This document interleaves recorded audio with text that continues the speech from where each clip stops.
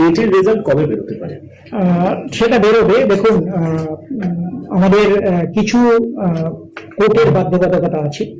আপনারা জানেন যে কিছু কোশ্চেন নিয়ে চ্যালেঞ্জ হয়েছে, সেগুলোতে বিভিন্ন বিশ্ববিদ্যালয়ের এক্সপার্ট আসছে, বোর্ডেরও এক্সপার্ট থাকছেন, আমাদের দুটো বিশ্ববিদ্যালয়ের এক্সপার্ট থাকছেন, তারা আবার রিইভালুয়েট করবেন।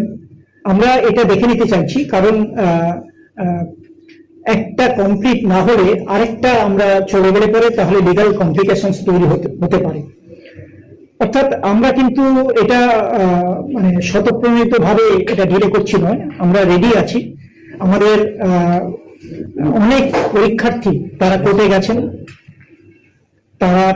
তাদের যে গ্রিভান্স, তাদের যে অভিযোগ, সেটা সত্যি কি মিথ্যে আমাদের এক্সপার্টরা ইভালুয়েট করবেন। করার পরে আমরা 2017-2022 সেটা কমপ্লিট হয়ে যাবে, তারপরে আমরা এটা পাবলিশ করব, টেটের রেজাল্ট পাবলিশ করব।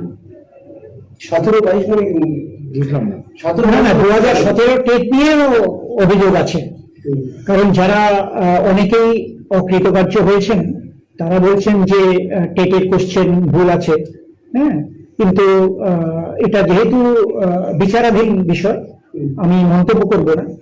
সেই অভিযোগের পরিপ্রেক্ষিতে আমাদের সম্মানিত কলকাতা হাইকোর্ট, মহামান্য সুপ্রিম কোর্ট, তারাও একটা মানে মহামান্য কলকাতা হাইকোর্টের যে রায় সেটাকে বলেছেন মেনে নিতে। আমরা মেনে নিয়ে আমরা যে কমিটিগুলো সম্মানিত কোর্ট তৈরি করেছেন তারা বসবেন, পর্যালোচনা করবেন, কোশ্চেন ভুল আছে কি ঠিক আছে তারা দেখবেন, তারপরে আমরা সিদ্ধান্ত জানাবো।